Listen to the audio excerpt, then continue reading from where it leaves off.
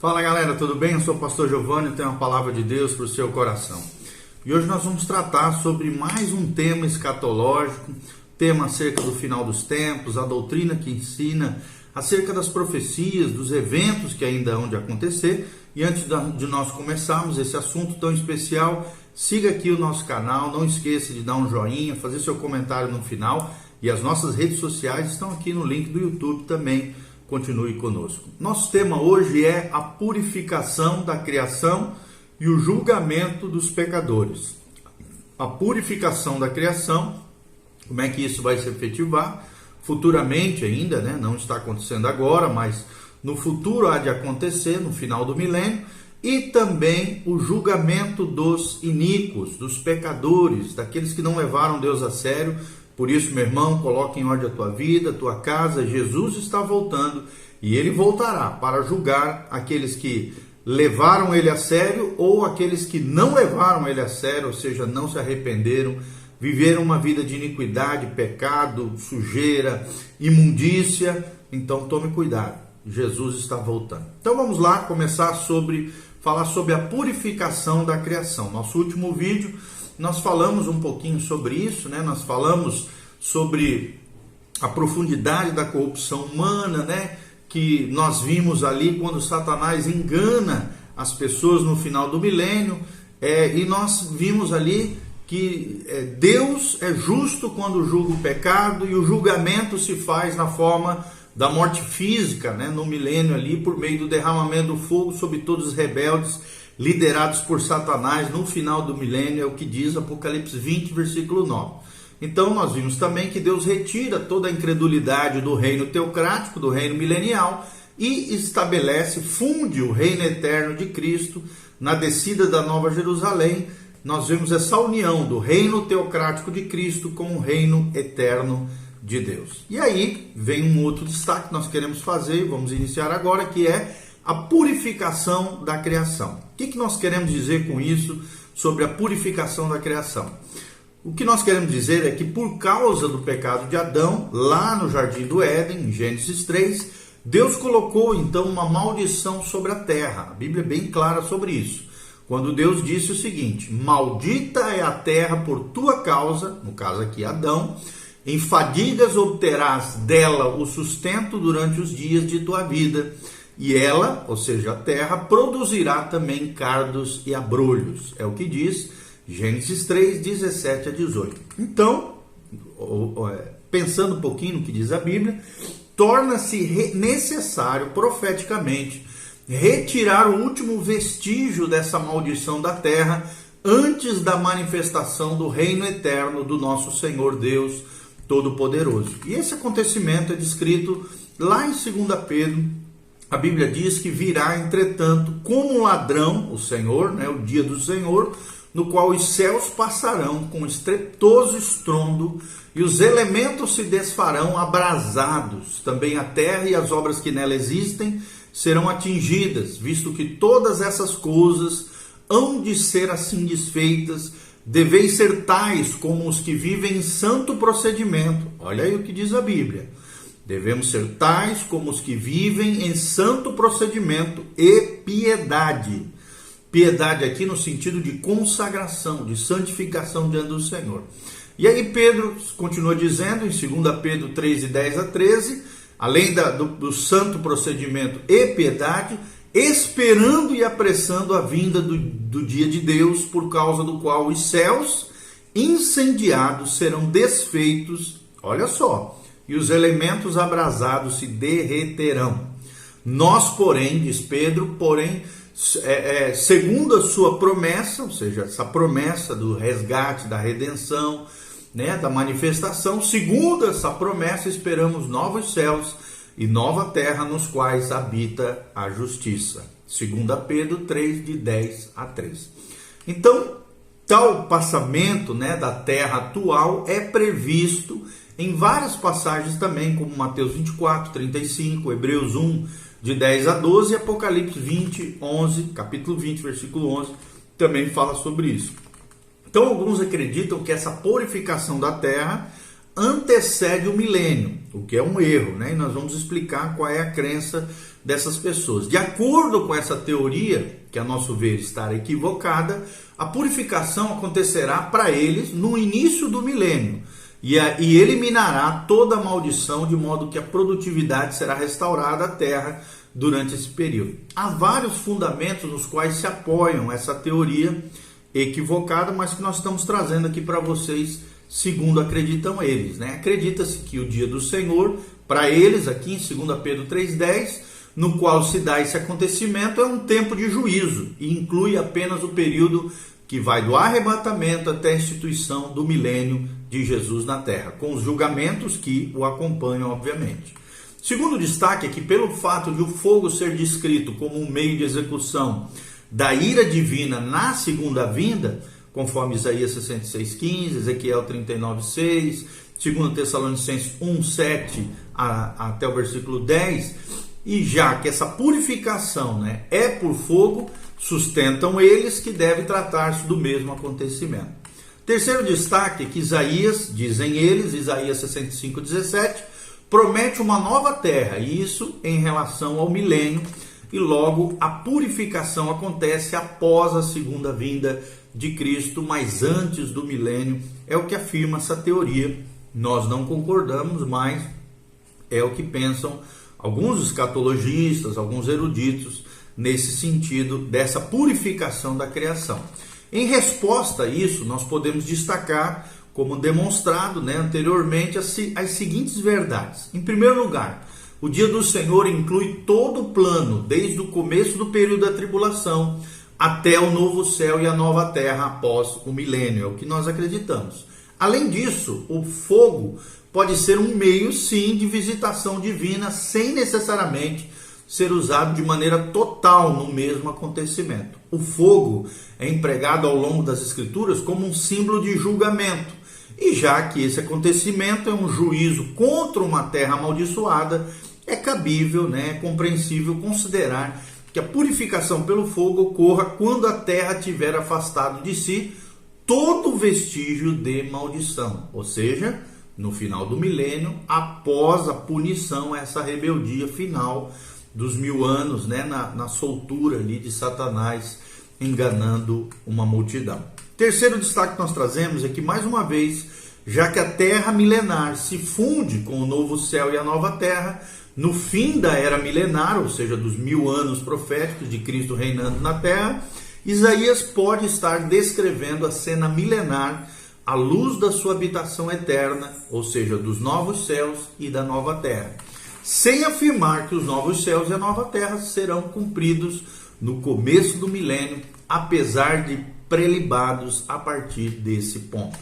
Então devemos observar, amados, que Pedro não declara que o dia do Senhor começa com a dissolução da terra atual, mas o termo aqui é no dia do Senhor, essa dissolução acontecerá. A sua afirmação é o seguinte, 2 Pedro 3,10, virá, entretanto, como ladrão do dia do Senhor, no qual, eu quero destacar essa expressão, no qual, os céus passarão com estrepitoso estrondo e os elementos se desfarão abrasados. Ou seja, além disso, Pedro assevera o seguinte, ora, os céus que agora existem e a terra, pela mesma palavra, têm sido entesourados para o fogo, estando reservados para o dia do juízo e destruição dos homens ímpios, é o que diz 2 Pedro 3,7. Então, nessa afirmação, Pedro parece relacionar a dissolução dos presentes céus e da presente terra à ocasião do juízo e da perdição dos homens ímpios, que sabemos, com base em Apocalipse 20, do versículo 11 a 15, acontecerá no que a Bíblia chama de julgamento do grande trono branco após o milênio. Inclusive, quero te convidar, nós temos um vídeo só sobre esse assunto, o julgamento do grande trono branco, um vídeo escatológico que você pode assistir, tá bom? Então, se alguém alegar que isso não pode referir-se à mesma ocasião, já que o apóstolo João diz, de cuja presença fugiram a terra e o céu, em Apocalipse 20:11, e Pedro diz, entesourados para o fogo, estando reservados para o dia do juízo, 2 Pedro 3,7, é suficiente então dizer que a afirmação de João ressalta o fato de que o antigo céu e a antiga terra passaram sem indicar o meio pelo qual isso se realiza, enquanto Pedro aponta então o meio pelo qual a dissolução acontece. Então não há contradição aqui. Podemos concluir que a purificação é o ato de Deus no fim do milênio, após a rebelião final contra a sua autoridade, ou seja, a autoridade de Deus, em que a terra é o palco dessa rebelião e será julgada por causa da sua maldição, ok? Aí entra um outro destaque que nós vamos abordar, que é o julgamento dos pecadores. Após tudo isso, né? Então, diante do grande trono branco, aparecem lá em Apocalipse 20:12, todos os mortos, os que foram ressuscitados para a vida, foram retirados do túmulo 1000 anos antes, né? Que é a primeira ressurreição, a ressurreição da vida, conforme Apocalipse 20, de 3-6. Os ressuscitados aqui, no final do milênio, no final da punição dessa rebelião satânica, são os que serão julgados para receber o que a Bíblia chama de segunda morte, entre aspas. É o conceito bíblico de segunda morte de Apocalipse 20:14. Isto é, a separação eterna do reino de Deus, conforme nos ensina as Sagradas Escrituras. E esse é um ato final no plano realizado, conforme diz 1 Coríntios 15:28, para que Deus seja tudo em todos. Então, já que esse plano foi desenvolvido anteriormente, não é necessário, né, repeti-lo aqui. Nós não vamos repetir, porque já falamos em vídeos anteriores. Mas Kelly, né, um teólogo, escatologista, ele traz um resumo daquilo que nós estamos falando. A Bíblia Sagrada nos ensina as seguintes coisas, né? Os mortos serão julgados, mas não com base no livro da vida, que não tem nada a ver com esse julgamento. E os mortos foram julgados segundo as suas obras, conforme o que se achava escrito nos livros, é o que diz a Escritura. Então, por que o livro da vida é mencionado aqui em Apocalipse 20? A resposta é não porque alguns dos nomes estejam nele escritos, mas para provar que eles não estão no livro da vida. O livro da vida confirmará o que se conclui dos livros, que são os livros das obras, né? Se os livros proclamam as más obras dos mortos que se apresentam diante do trono, o livro da vida não oferece nenhuma defesa no registro da graça de Deus. As Escrituras aqui não registram nenhum nome sequer entre os julgados. Havia o triste registro dos pecadores inegáveis de um lado, e não havia o registro do nome do outro lado. Logo, se os livros, ou apenas um livro, forem examinados, tudo conspira para declarar a justiça solene, mas muito eficaz, da sentença definitiva e irrevogável de Deus. E a Bíblia diz o seguinte: e se alguém não foi achado escrito no livro da vida, esse foi lançado para dentro do lago do fogo. Então, o único uso que parece ser feito do livro aqui é um efeito negativo e exclusivo. Ou seja, não que alguns dos julgados, e a cena descrita é somente uma ressurreição para julgamento, estejam escritos ali no livro da vida. É nos demonstrado, pelo contrário, que eles não se encontram no livro da vida. Nem o mar, nem o mundo invisível poderia mais esconder seus prisioneiros. Porque a Bíblia diz: deu o mar os mortos que nele estavam, a morte e o além entregaram os mortos que neles havia, e foram julgados um por um, segundo as suas obras. Então, novamente, nós vemos aqui que o apóstolo João não nos diz que a morte e o além chegam ao fim, personificados como inimigos de Deus. Então, a morte e o inferno foram lançados para dentro do lago de fogo, né, diz a Bíblia. E esta é a segunda morte, o lago que arde com fogo e enxofre. Assim, nós podemos concluir que tudo que diz respeito ao trato do Senhor com o corpo e com a alma, e tudo que está relacionado a ambos, a raça estará então no estado ressurreto, tanto para o bem quanto para o mal, e assim deve permanecer para sempre. A morte e o além, que por tanto tempo foram carrascos no mundo em que reinava o pecado, eles mesmos desaparecem, onde todos os vestígios de pecado são enviados para sempre no inferno, né, no lago que arde com fogo e enxofre. Deus será tudo em todos, conforme a obra de William Kelly, The Revelation Expounded, ou o Apocalipse exposto, tá bom? Então, pensando um pouquinho que fala William Kelly e todas essas menções de Apocalipse 20, né, nós vemos que o propósito de Deus nos julgamentos anteriores ao milênio era ajuntar do seu reino terreno aqui todos os escândalos e os que praticam a iniquidade e lançá-los na fornalha acesa, onde ali haverá, conforme diz a Bíblia, choro e ranger de dentes. Você pode ler isso em Mateus 13, 41 e 42. Ou seja, será um lugar de tormentos eternos, um lugar terrível, né? É o que nós vemos em Mateus 13, 41.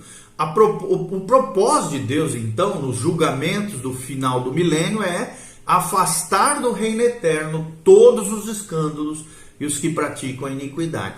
Então, por meio desse julgamento, a soberania absoluta de Deus terá sido, então, manifesta ao final. Qual é o destino dos perdidos? É uma outra pergunta que surge e nós queremos tratar aqui. Destino dos perdidos é um lugar no lago do fogo, né, que arde com fogo e enxofre. Apocalipse 19 e 20, Apocalipse 20 e 10, versículos 14, 15 e também Apocalipse 21, 8 menciona isso, que o destino dos perdidos é um lugar do lago de fogo. Esse lago de fogo é descrito como fogo eterno, lá em Mateus 25, 41 e Mateus 18, 8. Também é descrito como fogo que não se apaga, em Marcos 9, 43, versículos 44, 46 e 48.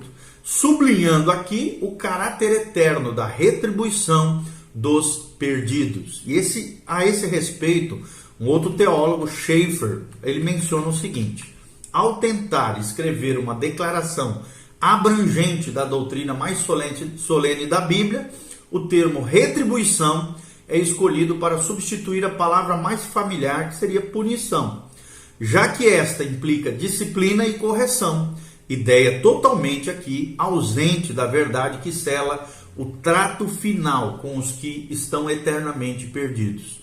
Reconhece-se que, no seu significado primitivo e amplo, o termo retribuir, recompensar, era usado para alguma recompensa, boa ou má, conforme diz a Bíblia. A palavra é usada sob a doutrina do inferno apenas quando se faz referência à perdição eterna dos iníquos ou dos perdidos, é o que fala Schaeffer na sua obra Theologic Systematic Theology, ou seja, Teologia Sistemática de Schaeffer, no volume número 4. Então, com respeito à retribuição, né, pensando um pouquinho no que diz Schaeffer aqui, com respeito à retribuição dos perdidos, é importante observarmos que o lago de fogo é um lugar e não um estado, apesar de o conceito também envolver um estado, tá? Como o céu é um lugar e não um mero estado mental, da mesma forma, os réprobos, os rebeldes, também vão para um lugar. Essa verdade é indicada pelas palavras Hades, né? H-A-D-E-S, do grego original, de Mateus 11, 23, Lucas 10, 15, Apocalipse 1, 18, Apocalipse 20, 13, e também a palavra Egehenna, E-G-E-H-E-N-N-A, Mateus 5, 22, Mateus 10, 28, Tiago 3, 6, fala sobre esse lugar de tormento, também em Lucas 16, 28. Então, o fato de essa ser uma condição de miséria indescritível é indicado pelos termos figurados usados para relatar o seu sofrimento. Fogo eterno é o termo, onde não lhes morre o verme nem o fogo se apaga, de Marcos 9, 44. Também é chamado como lago que arde com fogo e enxofre, em Apocalipse 21, 8. Também é chamado de poço do abismo, em Apocalipse 9, 2. Fora nas trevas, um lugar de choro e ranger de dentes, Mateus 8, 12. Também é chamado de fogo inextinguível, em Lucas 3, 17. Fornalha acesa, Mateus 13, 42. Negridão das trevas, em Judas 13. E a fumaça do seu tormento sobe pelos séculos dos séculos e não tem descanso algum, nem de dia nem de noite, em Apocalipse 14, 11. Nesses casos, uma metáfora não é uma desculpa para modificar o pensamento que ela descreve, né, que ela expressa. E devemos sim, como estudiosos da Bíblia, reconhecer que essa metáfora, esse simbolismo bíblico, né, nessas passagens, é uma frágil tentativa de declarar em linguagem o que está além do poder humano de descrição de palavras, né? É o que Paulo chama de palavras inefáveis, né? E é bom observar também que quase todas essas expressões saem dos lábios de Jesus. Então, temos que levar a sério isso. Ele sozinho revelou quase tudo o que se sabe sobre esse lugar de retribuição, o lago de fogo. É como se nenhum autor humano fosse confiável para pronunciar tudo sobre essa terrível verdade. Mas Jesus, sim, tem essa autoridade. O primeiro destaque que nós trazemos aqui é 4 diferentes palavras são usadas nas Escrituras, em referência ao lugar dos mortos, até o tempo da ressurreição. Em nenhum caso elas descrevem o estado eterno, mas sim um lugar temporário no qual os mortos aguardam a ressurreição. É como os mortos sem Cristo estão agora. A primeira palavra é Sheol, usada lá no Antigo Testamento 65 vezes, é traduzida em muitas versões, né, no português por inferno 31 vezes, outras vezes é traduzido como sepultura, também 31 vezes, e 3 vezes com a palavra abismo. Essa também, Sheol, era a palavra do Antigo Testamento usada em referência à morada dos mortos, e era apresentada não só como um estado de existência, mas como um lugar de existência consciente, conforme Deuteronômio 18:11, 1 Samuel 28:11-15 e Isaías 14:9. Deus era soberano sobre esse lugar, Deuteronômio 32:22, Jó 26:6. E ele era visto, esse lugar, né, como temporário, e os justos antecipavam a ressurreição, saindo dele para o reino milenar, conforme Jó 14:13, Jó 19:25, Salmo 16, de 9 a 11, Salmo 49:15, Salmo 73:26 e Salmo 17:15. Então, sobre a palavra Sheol, né, é visto várias coisas relacionadas a isso. Com certeza seria difícil, né, para o leitor do português, nosso idioma, perceber esse último sentido do termo inferno. O estudioso da Bíblia descobrirá que a sepultura, entendida tanto literal como figurada, cumprirá todas as exigências do termo hebraico Sheol. Não que Sheol significasse, né, tão especificamente uma sepultura, quanto genericamente a sepultura. A Escritura Sagrada é plenamente suficiente para nos explicar a palavra Sheol, ok? Então, no vídeo seguinte, nós vamos continuar esclarecendo um pouquinho mais sobre essas palavras no original, a palavra Sheol, a palavra Hades e Gema, e assim vai, e por diante. Continue conosco, Deus te abençoe, em nome de Jesus. Amém. Amém.